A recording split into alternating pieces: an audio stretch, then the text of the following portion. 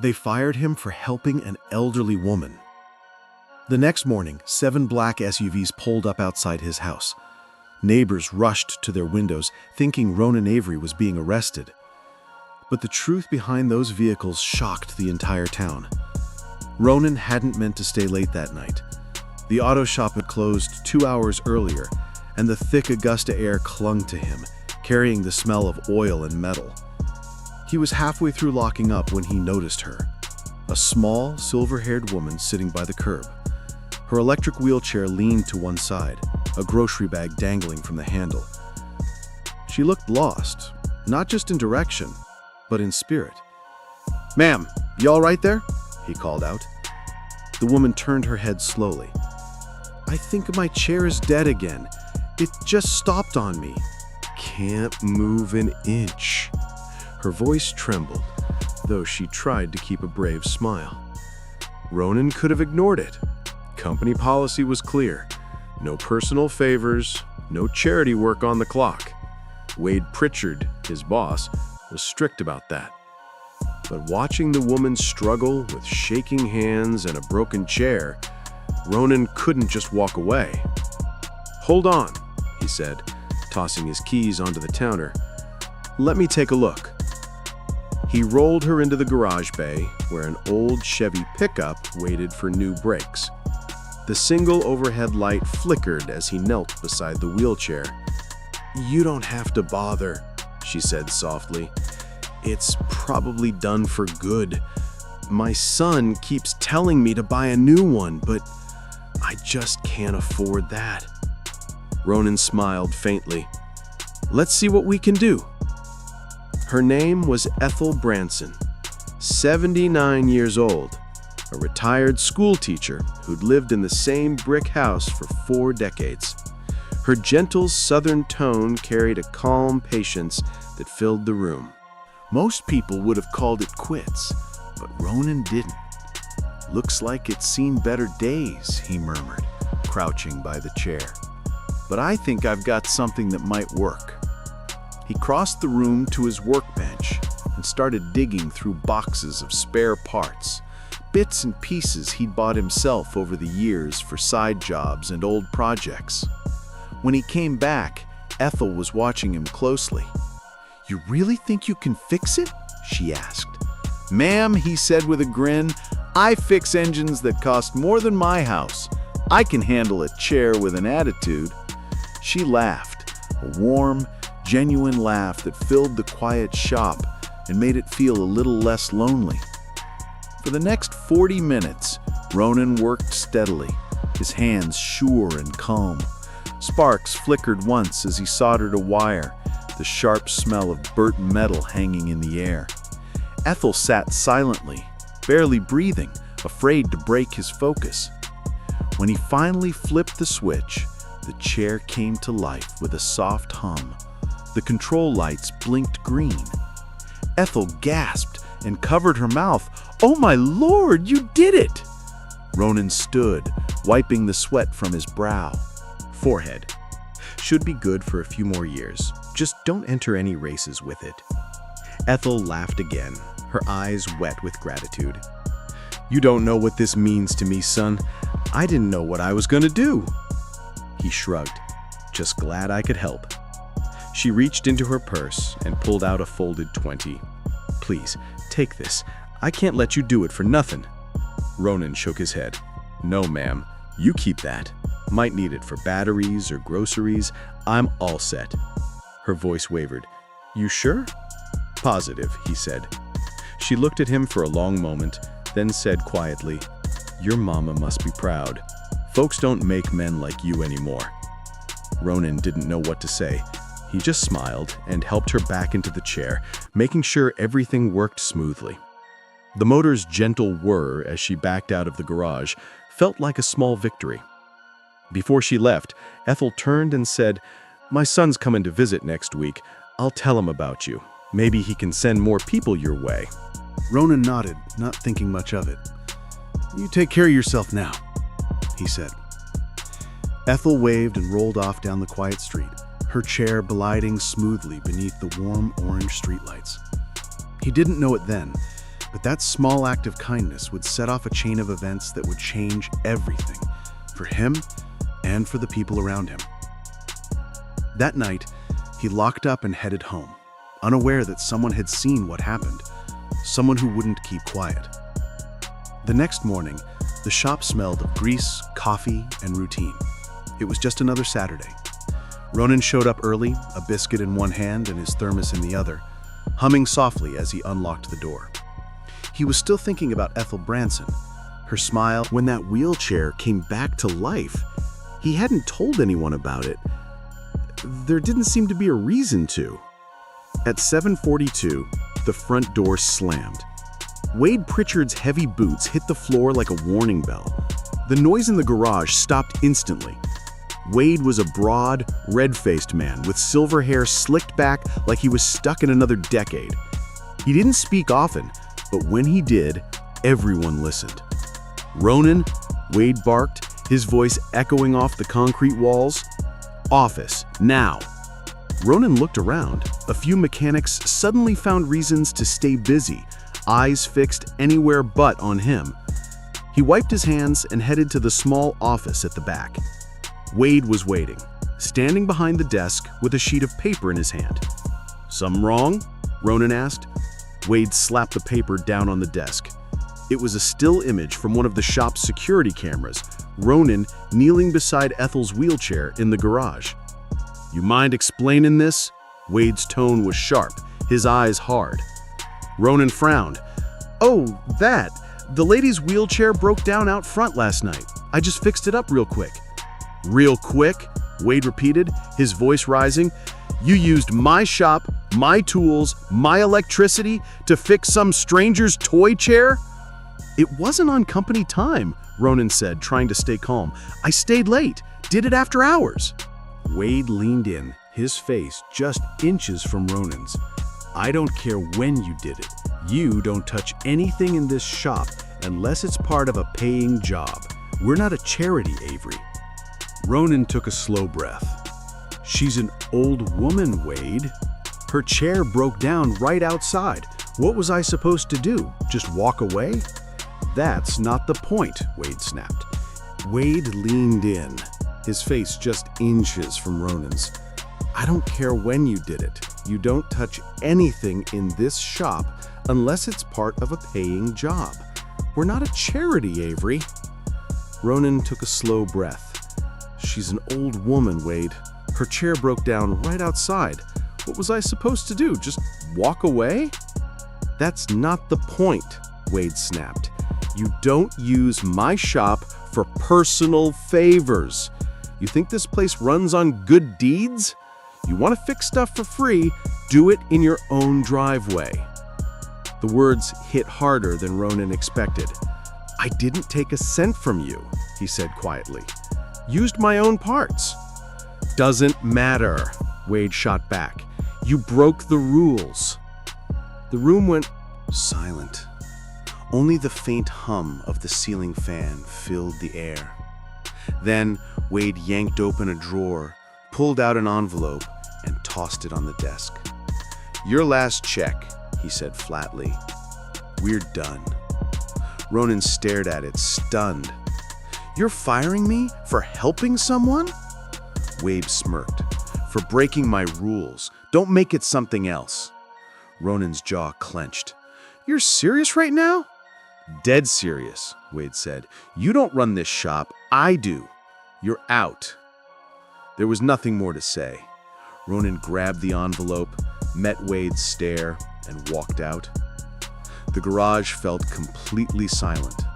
No one spoke, but Ronan could feel their eyes following him. Some filled with pity, others with guilt, maybe fear. Outside, the sunlight felt harsher than usual. He paused by his truck, looking down at his hands, the same ones that had fixed hundreds of engines and kept people on the road. Now they just felt useless. He climbed into his old F-150 and drove off without looking back. By noon, the story had already made its way around town. At the diner, a few regulars whispered over their coffee and eggs. "Did you hear what Wade did?" One said, "Fired Ronan for fixing that lady's wheelchair." The small-town gossip spread faster than any online post. By evening, everyone seemed to know. When Ronan pulled into his driveway, his neighbor Elise Vaughn waved from her porch. "Heard what happened?" she called out. "Ronan, you okay?" Elise called, concern softening her voice. He managed a small smile. "Yeah, I'll figure something out." She shook her head. "You did the right thing, honey. Don't let that man make you think otherwise." Inside, the house felt heavier than usual. Too quiet, too still. Ronan sat at the kitchen table, staring at his rough, oil-stained hands. 12 years at that shop. Never a write-up, never a problem. Now it was gone, just like that. The more he thought about it, the less he regretted what he'd done. Helping Ethel had been the right choice. He knew that deep down. Still, anger simmered beneath the surface.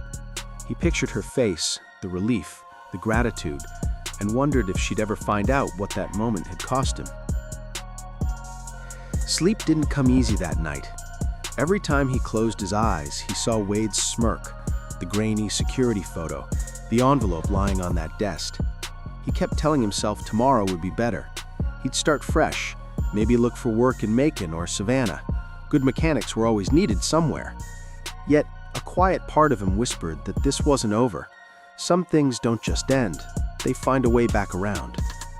Sunday mornings in August usually meant coffee on the porch and gospel tunes drifting through open windows. For Ronan Avery, it meant reliving every word of that argument, every insult, every rule thrown in his face. He hadn't eaten much. Wade's final paycheck still sat on the counter, face down like something too bitter to touch. By mid-morning, he forced himself outside. The sunlight cut sharp across the street. Maybe a drive would help clear his head. He slid into his old F-150, turned the key, and let the low rumble fill the silence. The town felt different that day. People who normally waved just watched quietly. Some smiled politely, others looked away. When he stopped at Harlan's Diner for breakfast, the room grew still. Conversations dropped to a hush the moment he walked in. It wasn't cruel, just uncomfortable. By then, everyone had heard. "Morning, Ronan," said Maggie Harlan, the diner's owner, as she filled his chipped mug with coffee. Her voice carried that easy kindness that could soften even the roughest morning. "You holding up?" Ronan managed a faint smile. "Trying to. Just feels strange not having anywhere to be on a Saturday." Maggie nodded. "Wade's always had a mean streak. You did right by that woman.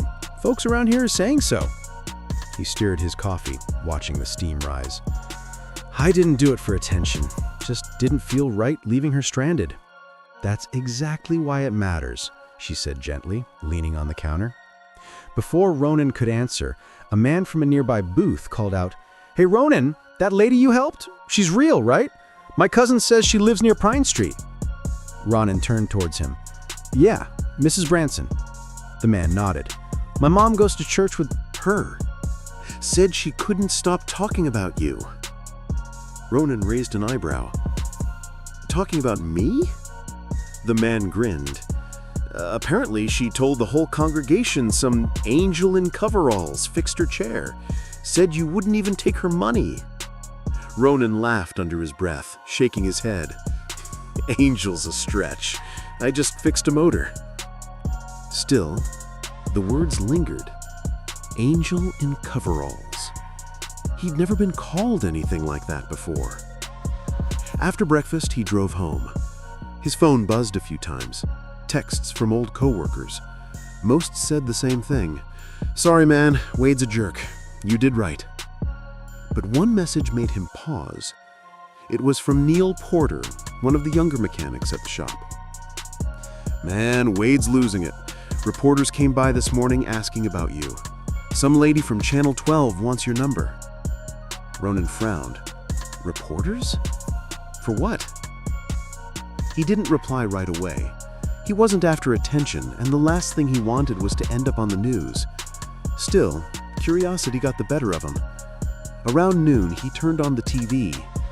Sure enough, there it was, a short segment on the local station. A mechanic fired for helping an elderly woman. They didn't name him, but it was clear who they meant. The anchor's calm voice said, "A local act of kindness has sparked online debate about compassion in the workplace." People came back. They're camped outside the shop waiting to talk to him. He's saying if he finds out who talked, he'll start firing more people. Ronan rubbed his forehead. "Man, tell them to leave you out of it. This thing's already out of control." "Too late," Neil replied. "That video of you helping that lady, it's online. Someone pulled it from the security cameras." Ronan froze. "What video?" "The one from that night. It's everywhere, dude. Folks are calling you the mechanic with a heart." Ronan didn't know whether to laugh or panic. He hadn't even known there was footage. He hung up, turned off his phone, and sat there staring at the note again. GB. Whoever that was, they weren't done yet. And whatever came next, it wasn't gonna be small. Sunday night bled into Monday morning without a wink of sleep. Ronan lay on the couch, eyes open, the blue flicker of the TV painting shadows across the room. The story was still growing. Every local channel, every website, every talk show had picked it up. The mechanic who got fired for kindness. The world, it seemed, wasn't finished with Ronan Avery just yet. Some people told the story right, others twisted it into something dramatic. Either way, the quiet life Ronan once had was gone. By sunrise, his phone was packed with missed calls, texts, and messages from complete strangers.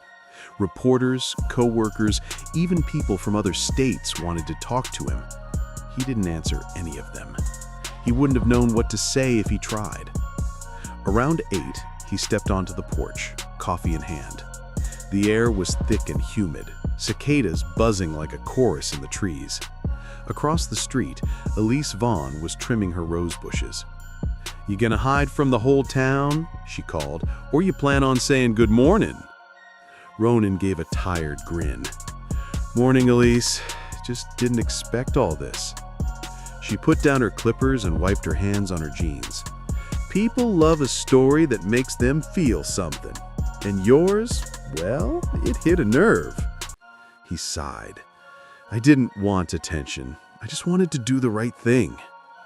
"That's exactly why it got attention," said. "Nobody does something decent anymore without expecting a camera or a thank you." Ronan stared into his mug, the coffee cooling fast. It felt strange, being that guy, the one everyone suddenly admired. Yesterday, he'd been a mechanic. Today, he was a symbol. Later that morning, his phone rang again. It was his younger sister, Tara, calling from Savannah. Her voice carried a mix of worry and pride. "Ron, you're on the news again. They're saying people are writing letters to Wade, demanding he give you your job back. Some reporter even went by Mama's old church asking about you." Ronan groaned, rubbing his temple. "Great, just what I need." "You should be proud," Tara said. "You did something good. Folks see that." "I get it," he said, "but I'm not trying to be some hero. I just helped a woman who needed it." "Yeah, well, that's exactly why people love the story," she said. "The world's starving for something good." He chuckled quietly. "Guess so." After they hung up, Ronan tried to shake it off, kept busy cleaning the garage, changing the oil in his truck, mowing the lawn. But no matter what he did, the noise of it all, the messages, the cameras, the world suddenly watching, just wouldn't fade. That envelope still sat on the kitchen table, right beside the one from Wade. G to B. Those two letters stared back at Ronan like a puzzle he couldn't quite solve. By mid-afternoon, he decided to drive over to Ethel Branson's place. Maybe she knew something. Her neighborhood was peaceful, lined with tall pecan trees that cast long shadows across the road. When he pulled into her driveway, he saw her on the porch, the repaired wheelchair parked beside her. "Well, "Look who it is, my miracle mechanic," she called out, smiling. Ronan laughed softly. "Just checking that chair's still running." "It's running better than me," she said with a chuckle. "Come on up, I made sweet tea." He sat beside her, the glass cool and damp in his hand as the porch creaked with each passing breeze. "Your story's everywhere," Ethel said after a moment. "People have been calling me all weekend asking about you." "I saw that," he said, shaking his head. "Didn't mean for it to turn into all this." "Well, maybe it was supposed to," she said gently. "Sometimes the right thing gets noticed, even when you don't want it to." He nodded, watching sunlight shift across her yard. "You ever hear of someone named G.B.?" Her eyes brightened. "That must be my son, Graham. He's a lawyer down in Atlanta. I told him all about you the day you fixed my chair. Why? Did he write you?" Ronan pulled the note from his pocket and handed it to her. She read it slowly, smiling. "That's his handwriting, all right. If he said he'll be in touch, he means it. Graham doesn't waste words." Ronan chuckled.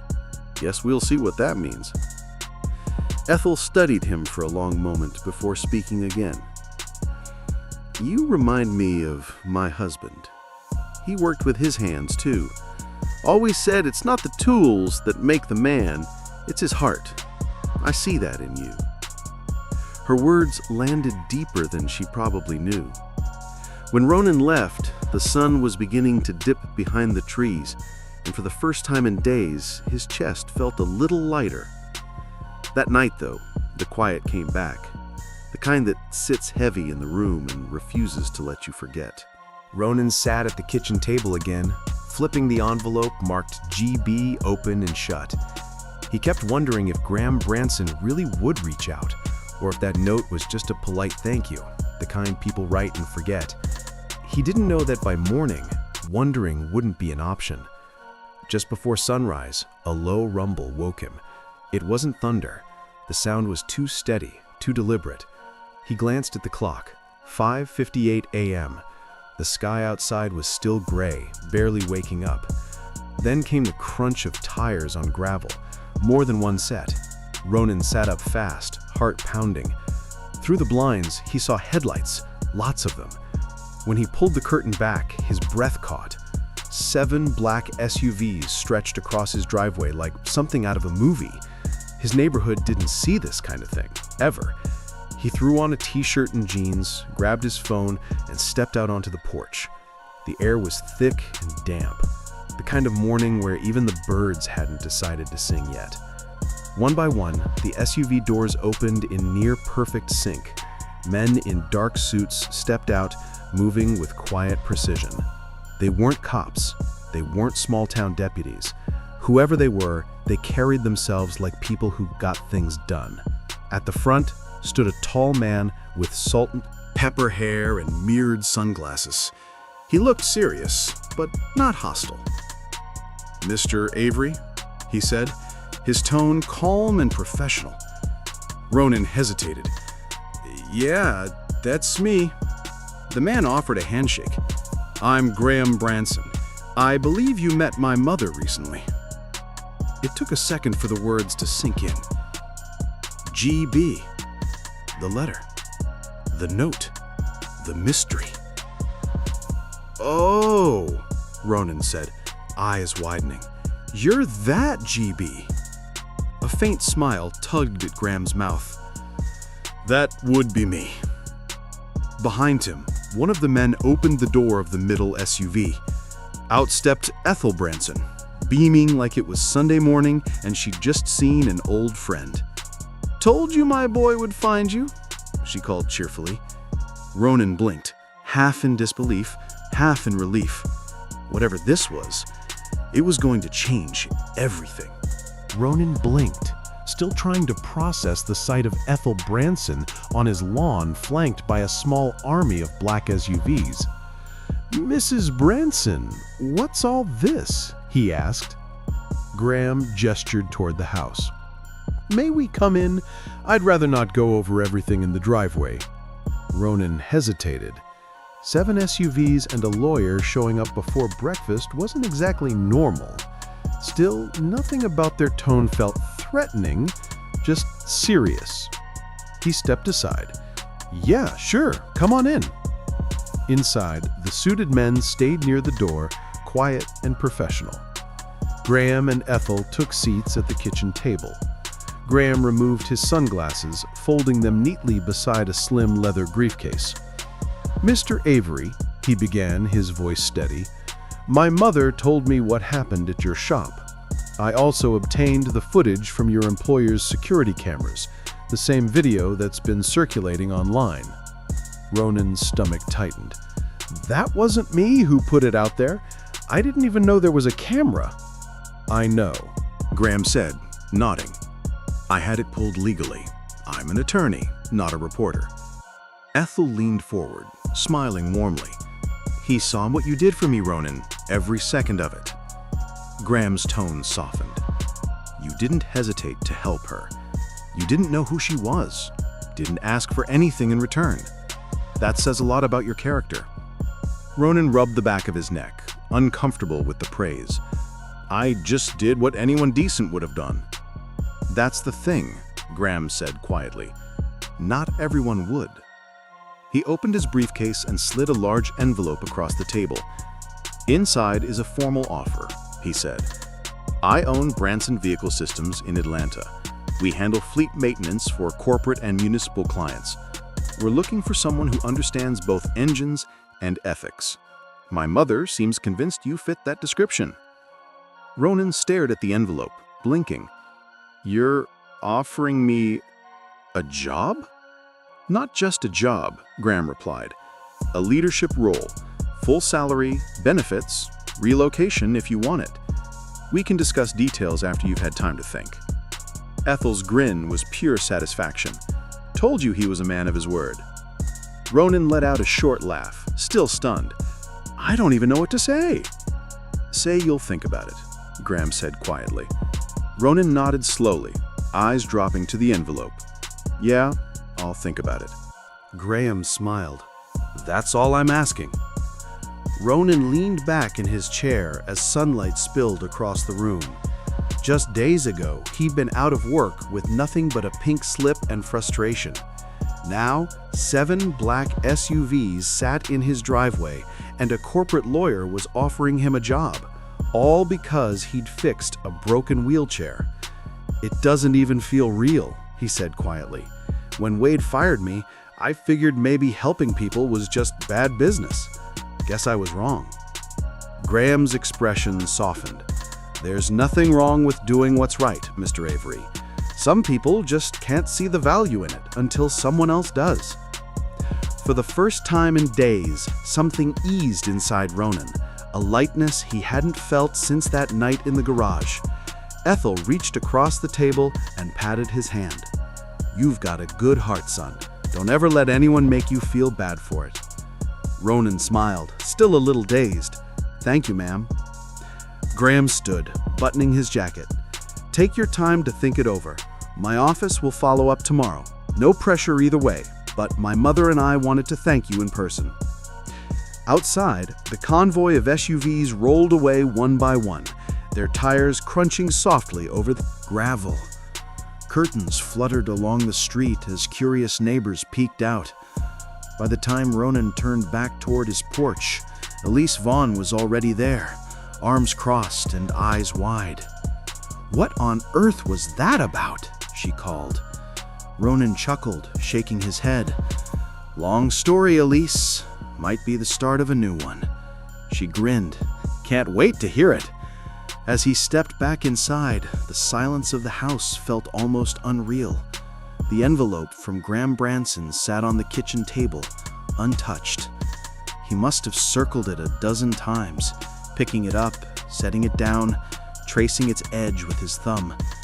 He wanted to believe this was real, that someone had seen worth in what had cost him everything. Still, it didn't quite make sense. Not yet. Finally, around noon, Ronan sat down at the kitchen table, took a deep breath, and tore open the envelope. Inside were neatly stacked documents on thick, cream-colored paper. Official letterhead, signatures, everything. The first line made him freeze. Position: Senior Fleet Operations Supervisor. Company: Branson Vehicle Systems. Salary: $102,000 annually. Location: Atlanta, Georgia. He read it again. Then again, slower this time. It wasn't a prank. It wasn't a setup. It was real. A quiet laugh slipped out of him. "This can't be real," he muttered. Before he could take it in, his phone buzzed with an unknown number. He hesitated, then answered. "Hello?" "Mr. Avery," came Graham Branson's steady voice. "I wanted to make sure you received the paperwork." "I did," Ronan said, still trying to Believe it's not a dream. Graham chuckled softly. Understandable. I wanted you to see it for yourself before I explained why I'm doing this. All right, Ronan said. I'm listening. There was a short pause. Then Graham's voice turned quieter. My mother's wheelchair wasn't just old, he said. It was the last thing my father built before he passed. She refused to replace it because it reminded her of him. That night, when you fixed it, you didn't just repair a chair, you gave her a part of him back. Ronan sat completely still, the words settling deep in his chest. I watched that footage more times than I care to admit, Graham went on. The way you spoke to her, the patience you showed, that's something you can't teach. You didn't know anyone was watching. You didn't do it for credit. That's what character looks like. Ronan swallowed hard. I didn't think it was that big a deal. It was to her, Graham said softly, and to me. My mother's been through a lot since my father died. You reminded her that kindness still exists. That's not small, Mr. Avery. That's rare. For a few seconds, neither man spoke. The only sound was the low hum of the refrigerator and Ronan's quiet, unsteady breathing.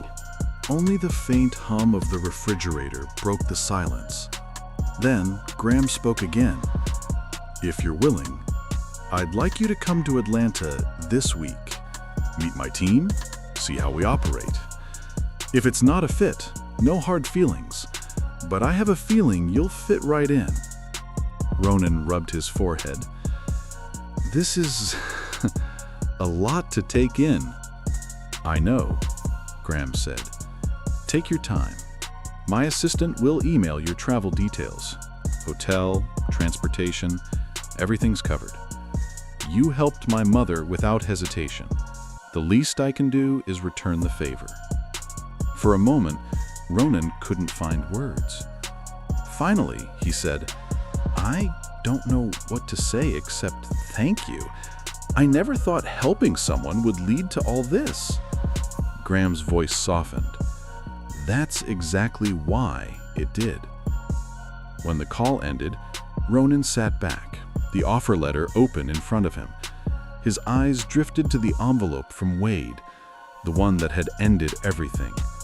He pictured Wade sitting in that same office, red-faced and barking orders, unaware that the man he'd fired now had a six-figure job offer waiting on his kitchen table. The thought pulled a small, quiet smile from him. Not out of revenge, just peace. That afternoon, he decided to stop by Ethel's house. He owed her that much. When he pulled into the driveway, she was out front, trimming her hydrangeas, the soft snip of her shears keeping time with the breeze. She looked up and smiled. I was wondering when you'd come by. I take it you heard from Graham? Ronan lifted the envelope. You could say that. Ethel chuckled. He's quick when he wants something done. Gets that from his daddy. I just wanted to thank you, Ronan said. None of this would have happened if you hadn't spoken up for me. She waved a hand. Oh, hush now. You earned it yourself. I just told the truth. Ronan sat on the porch rail while she worked, the scent of fresh soil and flowers drifting through the air. "You raised a good man," he said. Her eyes softened. "I tried to. He's a lot like you, actually. Does what's right, even when it's not the easy thing." They talked for a while about simple things: the weather, cars, her husband's old workshop. But beneath the easy conversation, there was an unspoken understanding. Both of them knew that one small act of kindness had changed everything. That one act of kindness had rewritten both their lives. As Ronan drove home, the weight of the past few days finally began to ease. Maybe life did balance itself, just not always when you wanted it to. He parked his truck and stood for a moment, staring down the quiet street that only a day earlier had been lined with black SUVs. The memory made him smile. By evening, though, the quiet was gone again. News vans began crowding the front of Pritchard Auto, cameras and microphones flashing through the shop's windows. Ronan didn't need to watch to know what was coming. Wade Pritchard was about to find out that some wrongs catch up faster than you think. By Tuesday morning, the story had grown from local gossip to national news. Major networks played the same 45-second clip on repeat. Ronan kneeling beside Ethel's wheelchair under the harsh fluorescent light, his hand steady, his voice calm. It was strange watching himself on TV. He wasn't built for attention or praise, and hearing anchors call him the compassionate mechanic felt almost surreal. The reporter's voice echoed through the room. What began as a simple act of kindness in Augusta, Georgia, has sparked a national conversation about compassion and decency in the workplace. Ronan grabbed the remote and switched it off. Enough of that. He hadn't done anything special, at least not in his mind, but the world seemed determined to turn it into something bigger. That afternoon, his phone rang again. Graham Branson's voice came through the line, steady as ever. "Mr. Avery, I know this week's been a whirlwind," he said, "but I'd like you to come to Atlanta tomorrow. Bring whatever you need for an overnight stay. My team's eager to meet you." Ronan agreed, though part of him still felt a bit Half expected the whole thing to vanish if he blinked too hard. The next morning, he ironed one of the few shirts he owned that didn't have grease stains and hit the road before sunrise. The highway stretched ahead like a silver ribbon through the pine trees, the horizon glowing pink as he drove toward the city. When he arrived at the Branson Vehicle Systems headquarters, the contrast hit him. Towering glass buildings, security gates, trimmed lawns that looked straight out of a brochure. It was a far cry from the oil-stained concrete floors of Wade's garage. Inside, a receptionist greeted him with a warm smile and handed him a visitor badge.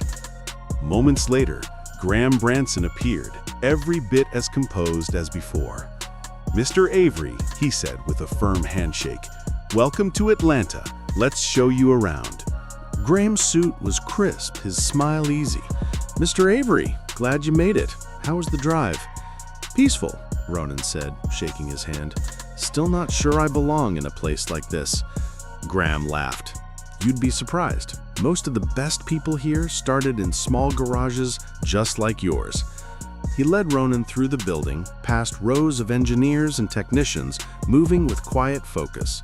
The air buzzed with activity, but it wasn't the loud, frantic kind. It was the sound of people who knew what they were doing.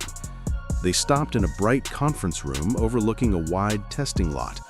On the table sat a thick binder and a steaming cup of coffee. "I'll get right to it," Graham said, taking a seat across from him. "You've already seen the offer, but I want you to understand the position. You'd be overseeing operations for our fleet maintenance program, handling repairs, logistics, and team training. You'd have a full crew and access to the best tools in the state." Ronan glanced at his hands. Still rough and stained, with traces of grease that never seemed to wash away. "Sounds like a lot of responsibility." "It is," Graham said with a calm smile. "And I trust you with it." Ronan hesitated. Why me?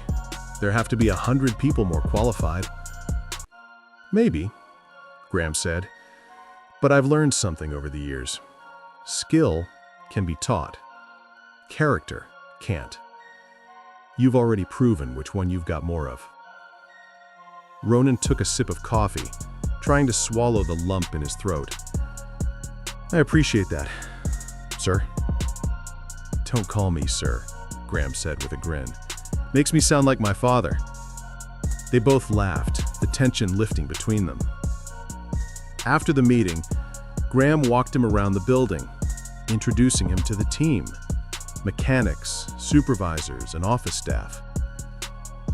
Everyone greeted him warmly, a few even recognizing him from the news. One technician, Drew Coleman, shook his hand. Man, you're the reason I got back into this field. Saw that clip of you fixing that lady's wheelchair? It reminded me why I started fixing cars in the first place.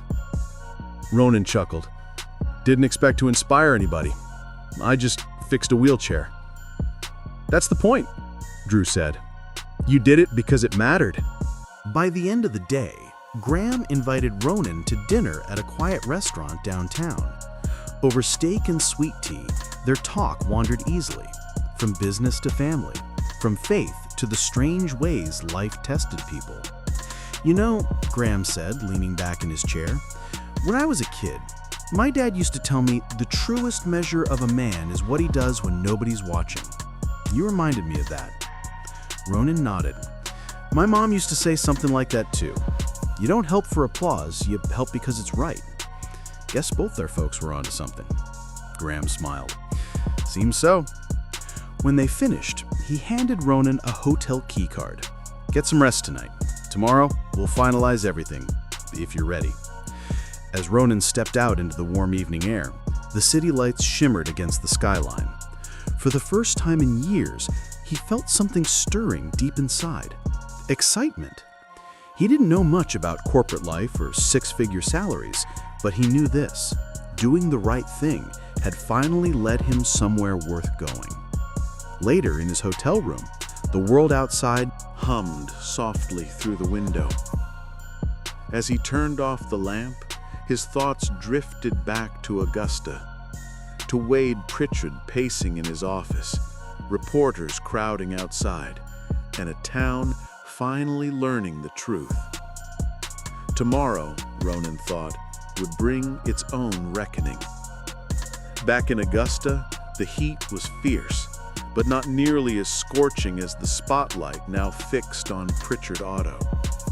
By midweek, news vans lined the street in front of the garage, cameras aimed at the peeling sign and dusty glass doors. Mechanics stood in small groups outside, pretending to work while sneaking glances at the chaos. The story had blown up, no longer just about Ronan Avery's act of kindness, but about the man who fired him for it. Inside his office, Wade Pritchard yanked the blinds shut, cursing under his breath. These vultures don't know the whole story, he barked, though no one was listening. Assistant Trudy Lang stood in the doorway, clutching a phone that wouldn't stop ringing. It's Channel 9 again, she said softly. They want to comment. Tell 'em I got nothing to say, Wade snapped. Trudy hesitated, her voice barely above a whisper. They said they've already spoken to Mr. Avery, Trudy said quietly. And to the woman, Mrs. Branson? Wade froze. They what? Trudy nodded, lowering her voice. Apparently her son's some big-shot lawyer. He told them you're the kind of man who punishes good deeds. Wade's face went crimson. That's a lie. That's slander. Sir, Trudy said gently, it's on camera.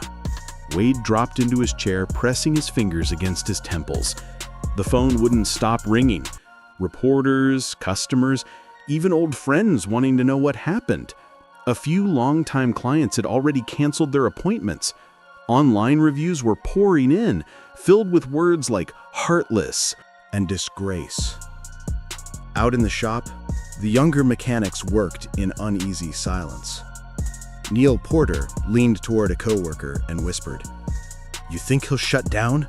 'cause this looks bad, man." The other shrugged. "All I know is I don't want to be anywhere near his office today." Around noon, a black sedan rolled up to the curb. Two reporters in suits stepped out, followed by a camera crew. One of them raised a microphone. "Mr. Pritchard, do you have any comment on the firing of Ronan Avery?" Wade stormed out of his office, chest puffed, eyes blazing. "I don't owe anyone a statement. This is private business." The reporter didn't back down. "Sir, the community is calling for you to apologize. Some are saying your actions were racially motivated. Do you have a response to that?" The air went still. Every mechanic froze mid-motion. Wade's jaw locked tight. "You people twist everything. That man broke company policy. It had nothing to do with race or any of that nonsense." "So you stand by your decision?" the reporter pressed.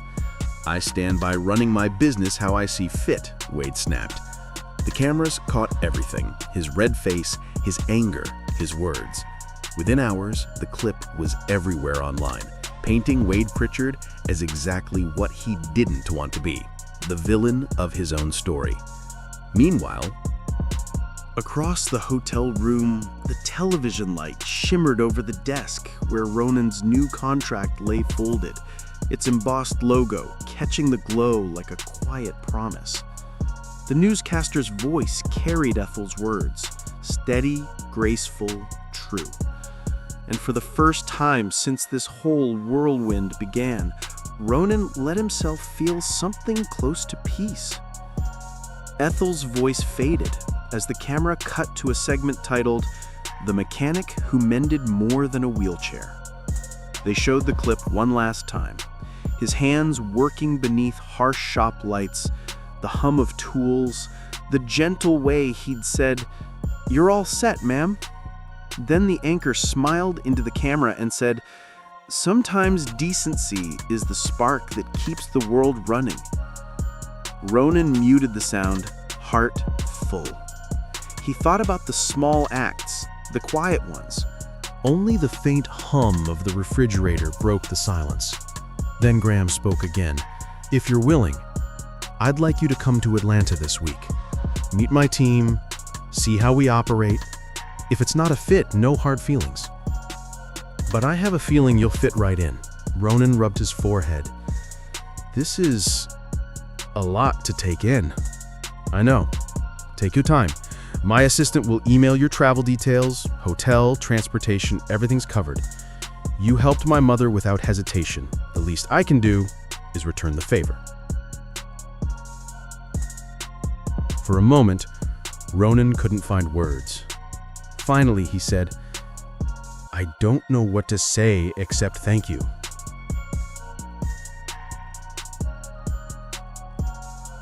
"I never thought helping someone would lead to all this."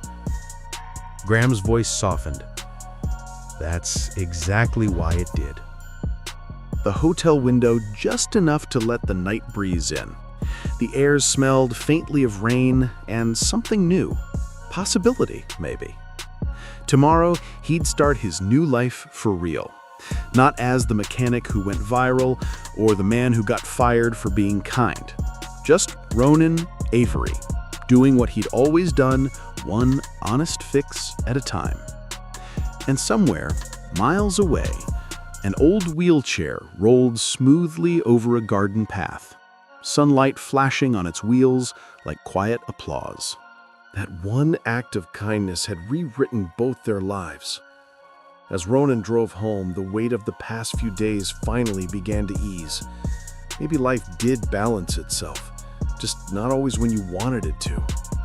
He parked his truck and stood for a moment, staring down the quiet street that only a day earlier had been lined with black SUVs. The memory made him smile.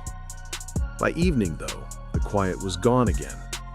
News vans began crowding the front of Pritchard Auto, cameras and microphones flashing through the shop's windows. Ronan didn't need to watch to know what was coming. Wade Pritchard was about to find out that some wrongs catch up faster than you think.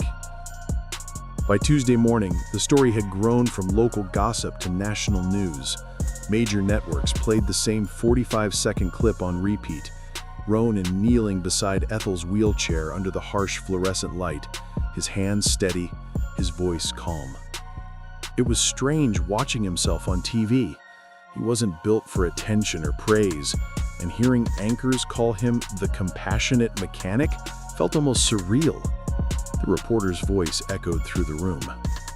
What began as a simple act of kindness in Augusta, Georgia, has sparked a national conversation about compassion and decency in the workplace. Ronan grabbed the remote and switched it off. Enough of that. He hadn't done anything special, at least not in his mind, but the world seemed determined to turn it into something bigger. That afternoon, his phone rang again. Graham Branson's voice came through the line, steady as ever. "Mr. Avery, I know this week's been a whirlwind, but I'd like you to come to Atlanta tomorrow. Bring whatever you need for an overnight stay. My team's eager to meet you."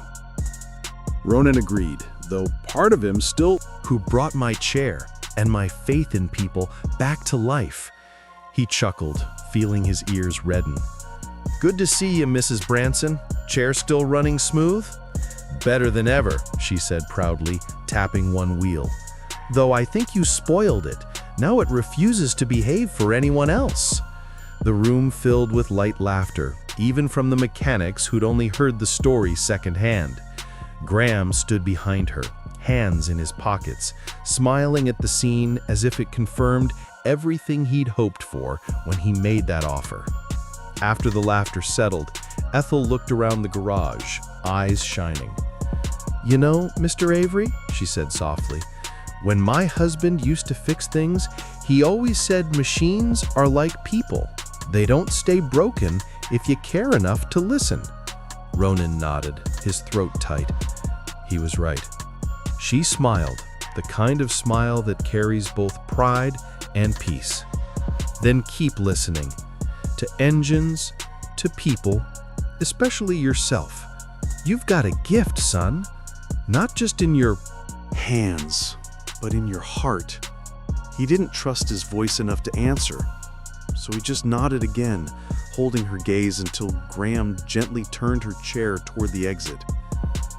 When they were gone, Ronan stood there for a while, the sounds of the shop fading into a hum behind him. He glanced at the engraved wrench in his hand, the reflection of the workshop lights glinting off the metal. He'd lost one life and gained another, all because he'd stopped to help someone when no one else would. And as the day rolled on, with engines revving and laughter returning to the air, Ronan Avery finally felt what he'd been chasing since the day he walked out of Pritchard Auto. Peace, honest and earned. Because some things, once fixed, don't just work again. They become better than before. Still rough and stained, with traces of grease that never seemed to wash away.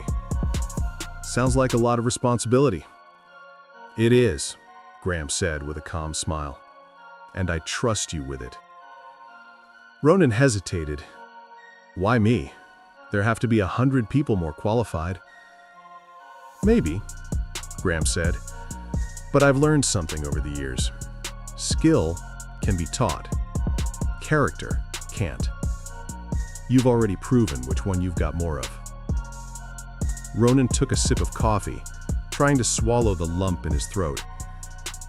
"I appreciate that, sir." "Don't call me sir," Graham said with a grin. "Makes me sound like my father." They both laughed, the tension lifting between them. After the meeting, Graham walked him around the building, introducing him to the team, mechanics, supervisors, and office staff. Everyone greeted him warmly, a few even recognizing him from the news. One technician, Drew Coleman, shook his hand. "Man, you're the reason I got back into this field. Saw that clip of you fixing that lady's wheelchair. It reminded me why I started fixing cars in the first place." Ronan chuckled. "Didn't expect to inspire anybody. I just fixed a wheelchair." "That's the point," Drew said. "You did it because it mattered." You know, you've changed the energy around here. Folks are working harder, talking more, caring more. That's not something I can buy with a paycheck. Ronan exhaled, shaking his head with a half smile. All I did was what anyone decent should have done. Maybe so, Graham said. But sometimes one small act reminds everyone else what decency looks like. Ronan looked around the shop, his team laughing, the hum of work echoing, the scent of oil and clean steel filling the air. It felt right. That evening, as the sun dipped low over the Atlanta skyline, Ronan stood by the open garage door, watching the last light fade. He thought of everything that had happened, the firing, the headlines, the strangers who became friends, and realized something simple but powerful. Doing the right thing hadn't just changed his life. It had set something in motion far bigger than him. And for the first time in a long time, Ronan Avery didn't feel like a man who'd lost his place. He felt like a man who'd finally found it. He glanced around the room. Every pair of eyes, wide, eager, uncertain, was fixed on him. The low hum of machinery in the background filled the pauses between his words. "I learned," Ronan said slowly, "that doing what's right doesn't always pay you back the way you expect. Sometimes it costs you a job, a plan, or a piece of pride, but it's still worth it." A few of the apprentices shifted, listening closer. "I got fired for helping someone. Didn't think twice about it then, and I wouldn't now. Because what I've figured out is this: skills fix machines, but character keeps the world running. You can be the best mechanic in the state, but if you don't have that, you're just turning wrenches." One of the younger trainees nodded, eyes bright. Another scribbled notes on a small pad. Ronan smiled faintly. "You'll run into people who tell you kindness doesn't belong in business, that it slows things down, costs money. Ignore them. The truth is, it's the only thing that keeps this whole system from falling Apart. He paused, wiping his hands on a rag.